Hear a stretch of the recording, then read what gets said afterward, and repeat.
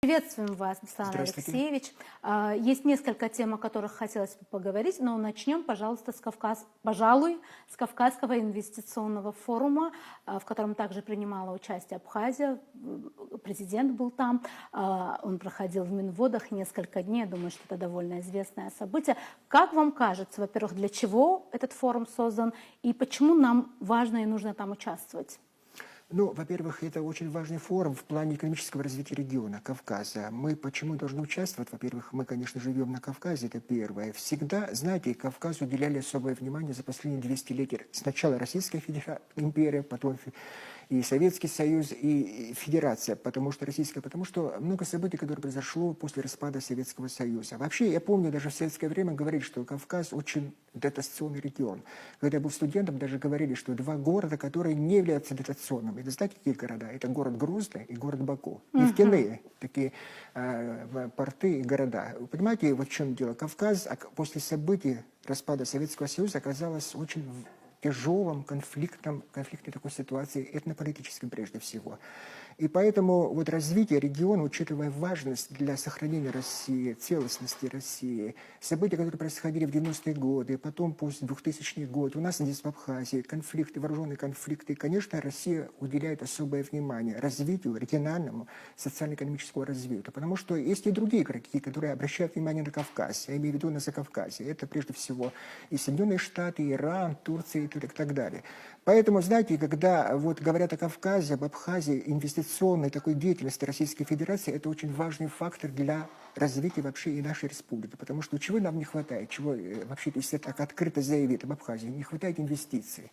Если мы говорим о социально-экономическом развитии Абхазии, необходимы инвестиции. Причем, я подчеркиваю, частные инвестиции. Не государственные. Постоянно, знаете, с такой протянутой рукой относиться к государственному бюджету России, это некрасиво, это долго не будет длиться. Потому нам говорят, надо включаться в эти интеграционные проекты.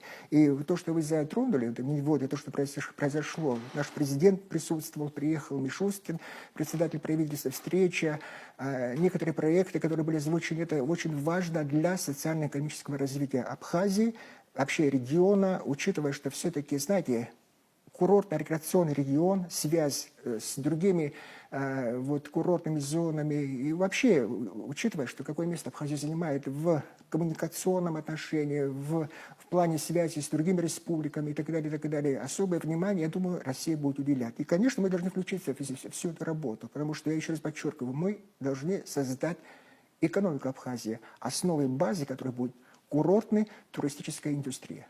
То есть, на ваш взгляд, там все-таки больше экономического аспекта, политики в этом меньше, да? Или вы знаете, вот на этом форуме только экономика. Все-таки, конечно, это всегда связано. Тем более, когда говорят о Кавказе, экономика, учитывая сложные этнополитические отношения, всегда и вопросы затрагивают и конфликтные отношения, которые до сих пор сохраняются. Но надо иметь в виду, все-таки, понимаете, вот таком некоторые регионы успешно развиваются, а некоторые республики, даже Северного Кавказа, не очень успешны, несмотря на то, что вот Россия вкладывает огромные средства. Почему это происходит?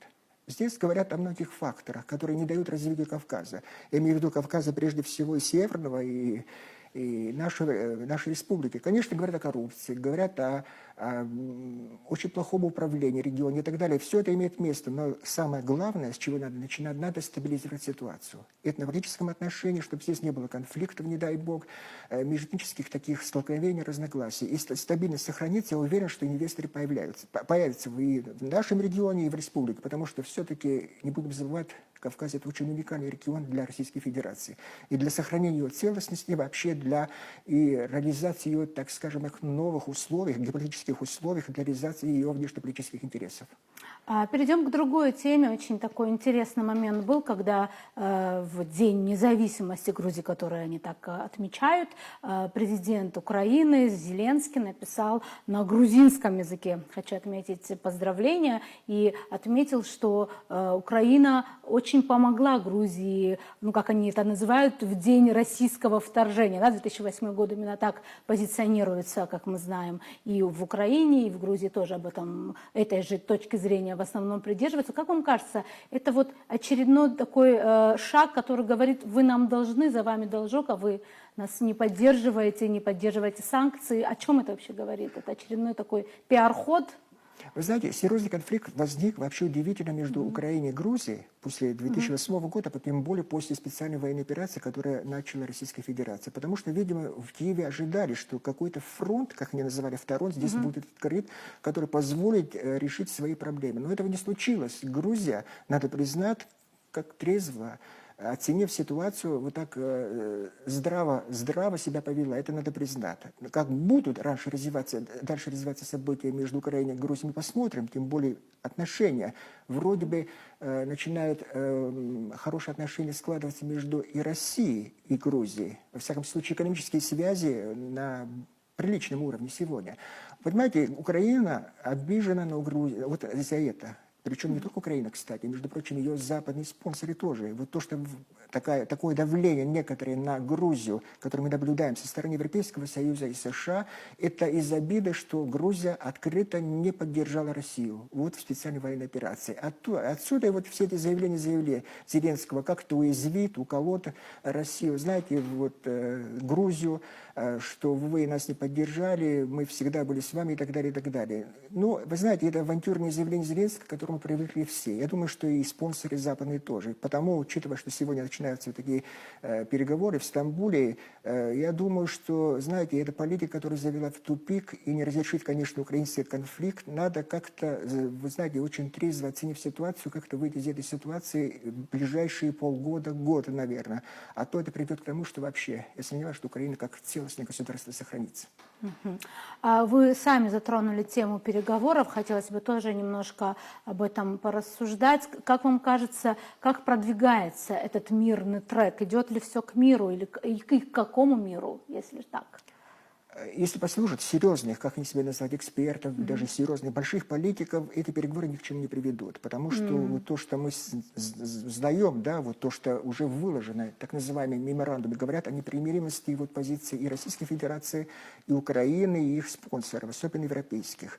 Конечно, знаете, такие конфликты так быстро не разрешаются. И хотелось бы, чтобы военные действия остановились. Но дело в том, что, вы знаете, задачи, которые были поставлены в специальной военной операции, до сих пор не выполнены. Я имею в виду Российской Федерации. Мы знаем, какие удары, видим каждый вечер, какие удары наносятся по российским городам, как ведет себя власть украинская по отношению к русскоязычному населению, ее стремление войти в НАТО, агрессивная политика по отношению к Российской Федерации, ущемление всех интересов, ее национальных интересов. Это говорит о том, что все-таки, наверное, какой-то коренной перелом должен произойти на земле в боевых столкновениях между Россией и Украиной. Я думаю, что все говорят, что вряд ли какой-то перелом, вряд ли стоит ждать от стамбульских переговоров, но какой-то важный шаг все-таки был сделан. Знаете, здесь очень важно, какое отношение, как поведет себя Соединенные Штаты Америки. Будут ли они оказывать давление на Украину, чтобы пошли какие-то серьезные компромиссы.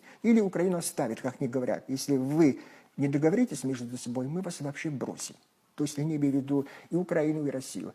Я думаю, что в ближайшие недели, дни, мы кое-что узнаем от этих событий, переговоров, и какие-то мы можем уже сделать выводы насчет этих переговоров. Но я не верю, честно говоря, потому что все-таки ход войны и конфликта показывает, что, к сожалению, война будет продолжаться. Но вот то, о чем вы говорили, все-таки что реалистичнее, что я имею в виду американскую позицию, что они будут условно принуждать к миру и призывать Украину согласиться на эти условия, или что они все-таки отстранятся? Что реалистичнее, на ваш взгляд? Знаете, они говорят, наш план, по-моему, это состоит из 22 пунктов. План, который предлагает Дональд Трамп. Там есть и территориальные уступки со стороны Украины, но которые не устраивают Российской Федерации, потому что Россия подчеркивает, мы должны вернуть наши все территории. То есть 4 региона плюс республики, плюс и Крым. То есть, понимаете, и более того, мировое сообщество, это требует России, должно согласиться. А потом уже и другие вопросы очень важные, о которых я перечислил. Понимаете, Дональду Трампу не нравится, что и Россия должна пойти на какие-то уступки в плане территориальных требований. Знаете, я не уверен, что какое-то отступление со стороны России будет сделано, потому что все-таки военные успехи, которые имеют место, это говорит о том, что если не удастся путем переговоров решить вопросы, тогда придется военной силой. Это говорит президент Российской Федерации Владимир Путин. Поэтому все подчеркивают, эксперты говорят, что вот какой-то перелом в плане вот создания какой-то площадки постоянной, формата, который будет действовать, будут вестись переговоры, вряд ли случится. Я думаю, что вот сегодня-завтра мы кое-что серьезно узнаем. Понятно. Большое спасибо, что пришли и ответили на наши Благодарю вопросы. вас.